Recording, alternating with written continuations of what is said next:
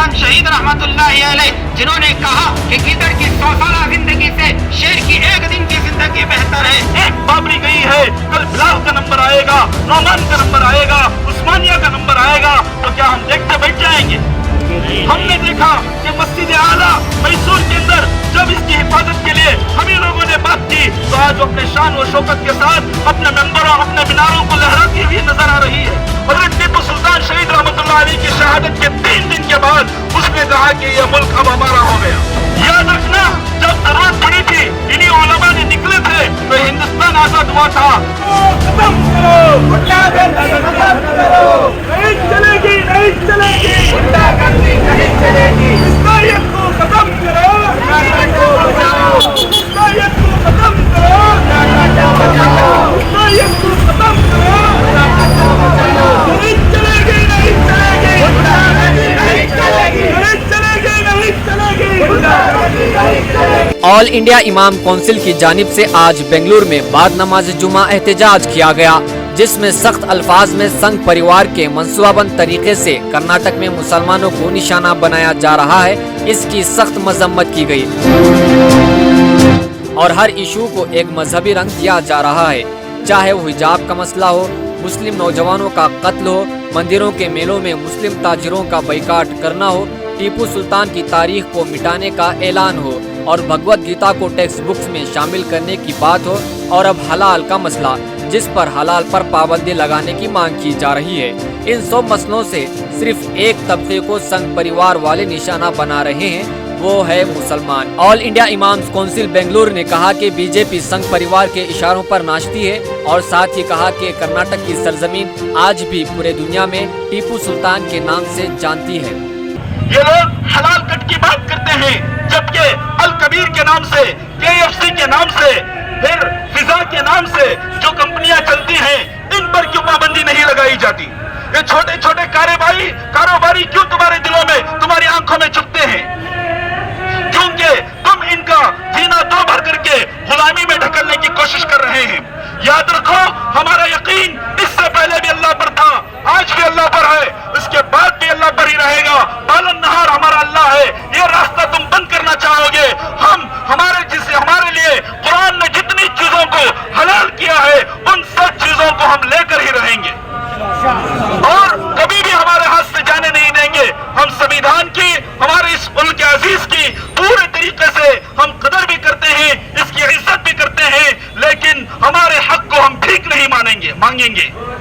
मांगने से भीख मिलता है, हक को छीनना पड़ता है। इसलिए आज से हमारे दिल में ये नियत करो कि जब हमारे हुकूक को छीनने की कोशिश की जाएगी, हमारे हक को इनके दांतों के जबड़ों से छीन कर हम लेंगे। अरे तकबीर, अरे मिसालत। गवर्नमेंट स्कूल्स में जो भगवत गीता पढ़ाने की कोशिश की जा रही है, इस सरजमीन को जब तक यहाँ का शेर जिंदा था, उस वक्त तक ये अंग्रेज कभी भी अपना मुल्क नहीं कहा। यहाँ के शेर की शहादत के 3 दिन के बाद, हजरत टीपू सुल्तान शहीद रहमतुल्लाह अलैह की शहादत के 3 दिन के बाद उसने कहा कि यह मुल्क अब हमारा हो गया। फिर इस मुल्क को आजाद कराने के लिए चांदनी चौक से लेकर पेशावर तक हर तरफ पर, कहीं पर उलमा की लाशें, कहीं पर मुसलमानों के खून के कतरे से जमीन तर हो रही थी। ऐसे इस मुल्क को हमने जब गर्दन की जरूरत, खून की जरूरत पड़ी, अपनी गर्दन को पेश किया है। आज इस संविधान को बचाने के लिए, हमारे हुकूक को लेने के लिए वो नजरिया फिर हम अपनाना जानते हैं। अगर तुम स्कूलों के अंदर भगवत गीता पढ़ाते हो तो हम इसे कभी भी तस्लीम नहीं करेंगे, क्योंकि तुम इस भगवत गीता के जरिए से नफरत को, तुम फिस्ताइयत को आम करना चाहते हो। तो अगर तुम्हें इतना ही मजहबी किताबें पढ़ाने का शौक है, तो बाइबल भी किसी के मजहब की किताब है, तो कुरान हमारी मजहबी किताब है, इसे भी पढ़ाने के लिए तुम्हें आगे बढ़ना और इसको लेना चाहिए। लेकिन स्कूल्स में तालीम लेकर वहां पर फिरका परस्तियत को, फिस्ताइयत को तुम जिस तरीके से हवा दे रहे हो, इससे कभी भी मुसलमान या अमन पसंद रियासती लोग इसे कभी भी गवारा नहीं करेंगे। और जो तुम लोग छोटे छोटे कारोबारियों को बाइकआउट करने की कोशिश कर रहे हो, कभी जतरा में, कभी किसी बाजार में, तो तुम्हें ये सोच लेना चाहिए कि तुम इन छोटों को बाइकआउट करते हो, जब अजीम प्रेम जी का सोशल